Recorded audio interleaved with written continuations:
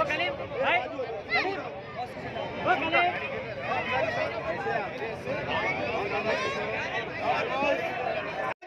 बहुजन आघाडीचा वंचित बहुजन आघाडीचा अफसर खाना के बड़ो अफसर खाना के बड़ो हमारे हर दिल अजीज उम्मीदवार आज जनाब अफसर खान साहब तशरीफ ला चुके हैं। हम उनका इस्तकबाल करते हैं, स्वागत करते हैं। अफसर खान साहब से गुजारिश है कि वो स्टेज के ऊपर तशरीफ लाए। जनाब जोरदार तालियों से स्वागत कीजिए, जोरदार तालियां। अफसर खान साहब वंचित बहुजन आघाडीचा वंचित बहुजन आघाडीचा अफसर खाना के बड़ो अफसर खान साहब तशरीफ ला चुके हैं।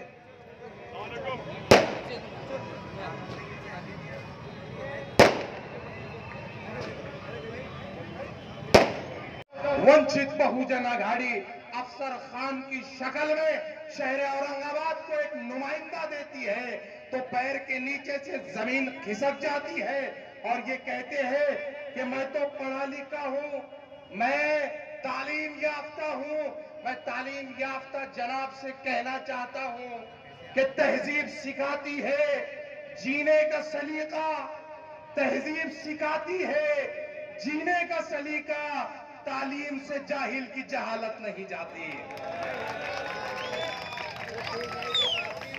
ये तालीम याफ्ता जाहिल हमें बताएंगे कि लोकसभा में क्या करना है, विधानसभा में क्या करना है। अरे साहब, जब तुम्हें ये नहीं पता था कि लोकसभा में क्या करना है, तब वंचित बहुजन आघाड़ी ने तुमको लोकसभा में भेजा है।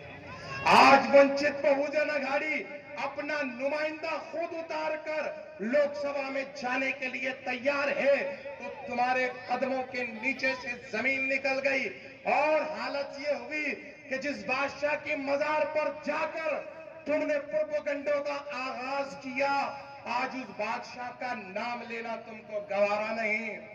लेकिन हम वंचित बहुजन आघाड़ी के लोग हैं और हम वो है तो ये कहते हैं कि हमही ने लाज रखी है बुजुर्गों की यहाँ वरना, हमही ने लाज रखी है बुजुर्गों की यहाँ वरना सभी टुकड़ों पे पलते हैं, बगावत कौन करता है। आज औरंगजेब के नाम से अपने आप को बचाने वाले कल औरंगजेब के नाम पे सियासत कर रहे थे।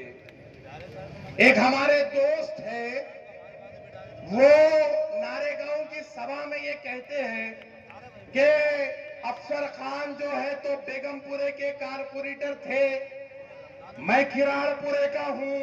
मैं मेरे दोस्त को ये बताना चाहता हूं, ये याद दिलाना चाहता हूं कि अजीजान ब्रदर, ये वाला इलेक्शन जो हम लड़ रहे हैं ये कारपोरेशन का नहीं है, लोकसभा का है। कम से कम ये तो समझो किसको क्या बोलना है। आप सिर्फ और सिर्फ मुखालफत करना जानते हैं और आपने मुखालफत में ये भी भूल गए कि हम इलेक्शन कौन सा लड़ रहे हैं। मैं कटकड़ी गेट की आवाम से ये याद दिलाना चाहता हूं कि जब इस कटकड़ी गेट को एनिमी प्रॉपर्टी के नाम पर घोषित किया गया तो तब तुम्हारे कंधे से कंधा लगाकर खड़े रहने वाले शख्स का अगर कोई नाम था तो वो अफसर खान था और जावेद कुरैशी था। मैं मौजूद था यहाँ पर लोगों के साथ में, जिसको 5 साल सत्ता में बिठाया उसने तो कह दिया कि तुम इल्लीगल बैठे हो, उठ के तो जाना पड़ेगा। जिस समाज की नुमाइंदगी करने के लिए आपको लोकसभा भेजा गया, आपने उस समाज को पसे पुष्ट डाला और आपने दूसरों को अपने आगे ले लिया। अभी साहब बता रहे थे मावड़े के सिलसिले में, मुझे एक पत्रकार ने पूछा कि साहब आपके शहर के एमपी ने कहा कि औरंगजेब से वास्ता कोई नहीं और निजाम से वास्ता कोई नहीं, मैं अगर हूं तो मावड़ा हूं।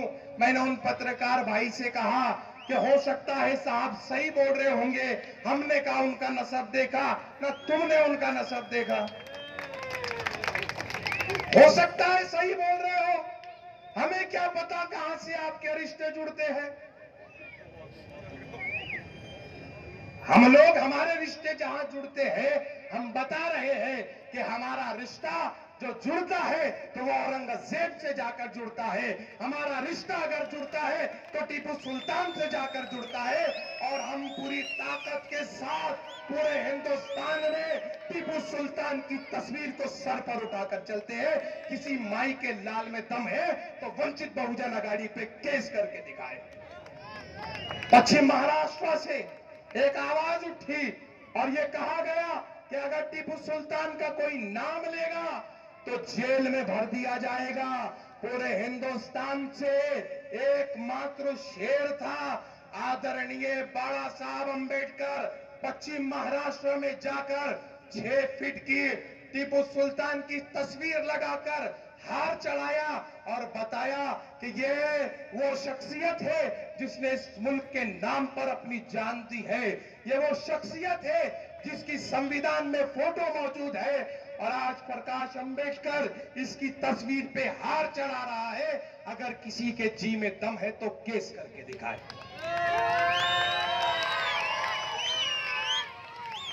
औरंगजेब की मजार पे गए तो आपके इस शहर के एमपी को बुरा लगा। पत्रकारों से कहने लगे प्रकाश अंबेडकर तुम्हारा बाप है क्या, उसको अरेस्ट करके दिखाओ। पत्रकारों ने भी कहा साहब वो उसका बाप भी हमारा बाप है, उसके खानदान को हम हाथ नहीं लगा सकते। देवेंद्र फडणवीस को विधानसभा में कहना पड़ा कि वो अंबेडकर के नातू है, हम उनके नात को नहीं लग सकते।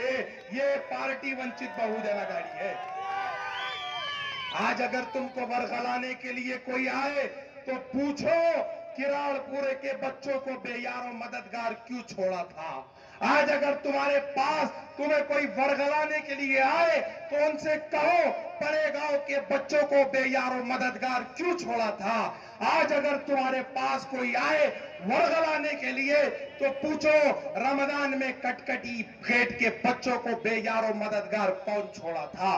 तुम्हारे नाम पर वोट लिए गए, तुम्हारे नाम पर पूरा मुल्क घूमा गया और जब तुम्हारे बच्चों के लीगल मसाइल की बात आई तो दोनों हाथ ऊपर कर लिए गए और ये कहा गया कि तुमने किया है तुमको भुगतना पड़ेगा। जबकि इस शहर के माजी खासदार चंद्रकांत खैरे एक पत्रकार परिषद में ये कहते हैं कि राम मंदिर पर मुसलमानों ने एक भी पत्थर नहीं चलाया था। जब एक भी पत्थर नहीं चलाया था तो आदरणीय एमपी साहब आप कौन होते हैं कॉम्बिंग ऑपरेशन करवाने वाले। आपके कॉम्बिंग ऑपरेशन की वजह से बच्चे जेलों में गए। कई खानदानों की ईद जो है तो सोगवारी में गुजरी, लेकिन उस सोगवारी को खत्म करने का काम अगर किसी ने किया तो वो शख्सियत अफसर खान की थी। वो खड़े रहे और एक एक बच्चे की जमानत ली और बाहर निकाला। ये शेर आपको लोकसभा में भेजना पड़ेगा। मैं ज्यादा कुछ नहीं कहता हूं, बस मेरी एक बात याद रखो, आने वाली 13 तारीख को सुबह 7 बजे जब पोलिंग बूथ पे जाओ तो सबसे पहले ये देखो कि वीवीपैट के ऊपर इलेक्शन कमीशन की वेबसाइट पे जाके देख लो कि सबसे ज्यादा शेर कौन, तो पता चलेगा अफसर खान। और अफसर खान का बटन नंबर क्या, तो 4 नंबर। जोरदार मेरे को एक बार याद दिलाओ कितने नंबर बटन अफसर खान का। फिर से एक बार, क्योंकि जो लोग दिल्ली जाने वाले हैं उनको जरा कंफ्यूजन है, कितने नंबर बटन दबाना है। निशानी क्या है, क्या है निशाने, पार्टी वंचित बहुजन अघाड़ी, उम्मीदवार अफसर खान और बटन नंबर 4। इस बार दिल्ली जाकर रुकेंगे, तब तक हम रुकने वाले नहीं, ठहरने वाले नहीं, बैठने वाले नहीं। और एक आखिरी बात करके अपनी बात को खत्म करो।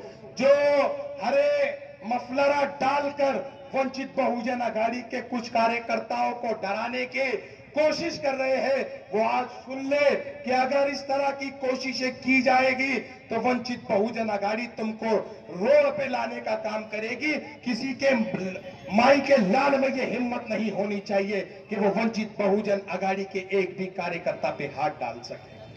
आज यहां से कह रहा हूं कि जो कोशिशें कर रहे हैं कि हमारे कार्यकर्ताओं को डराओ, ये जो है ये अंबेडकर साहब की फौज है, न डरेगी न पीछे हटेगी।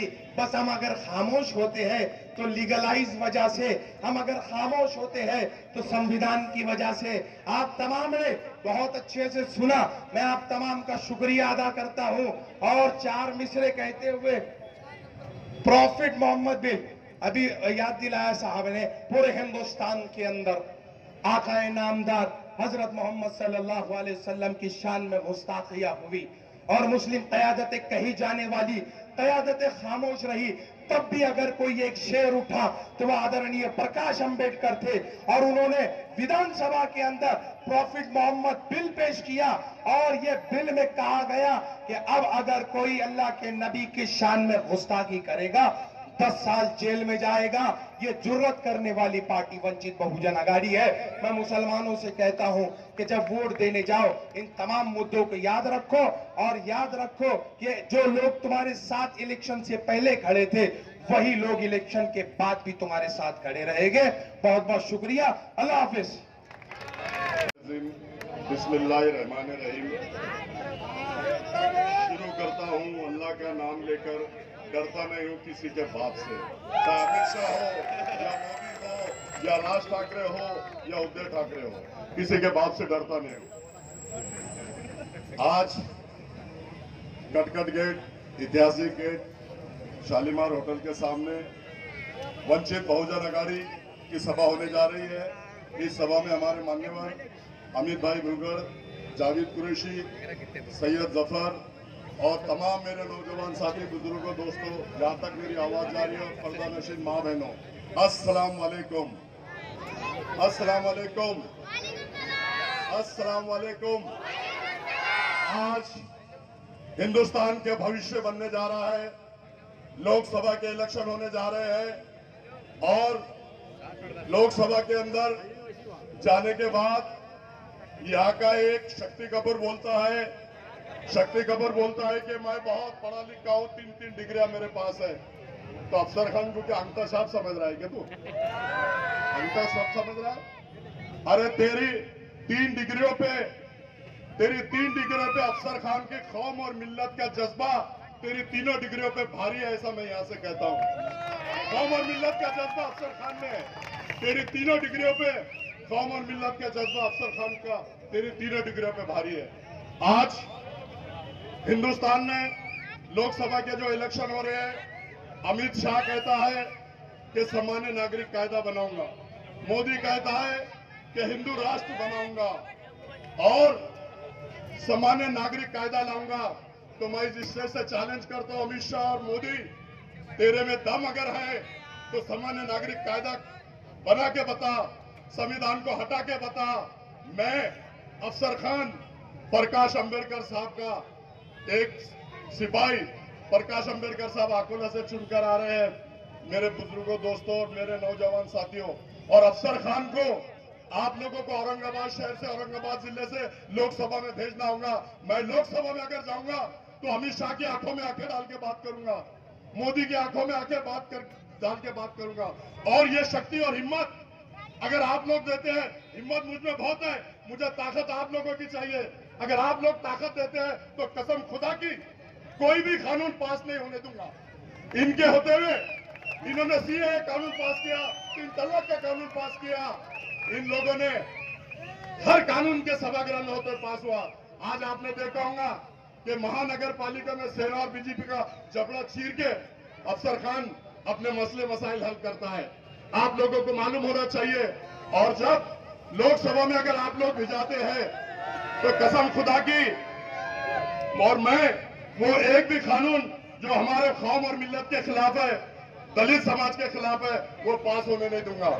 आपने देखा होगा कि कटकट गेट को एनिमी प्रॉपर्टी बोल के डिक्लेयर किया गया गवर्नमेंट ने, और जो डेवलपमेंट कमेटी में रही है शक्ति कपूर खासदार उसमें है, उसको मालूम है कि एनिमी प्रॉपर्टी है, वो उसके लिए कोई आवाज नहीं उठाया, ना सभागृह में बात किया। आप लोग अगर मुझे चुन के देते हैं तो कसम खुदा की वो कानून, ये एनिमी प्रॉपर्टी नहीं है बल्कि हमारे लोगों की प्रॉपर्टी है, ये रजिस्ट्री करके की है, 7/12 है और पीआर कार्ड है। तो मैं रद्द कराऊंगा, वो कानून मैं पास होने नहीं दूंगा।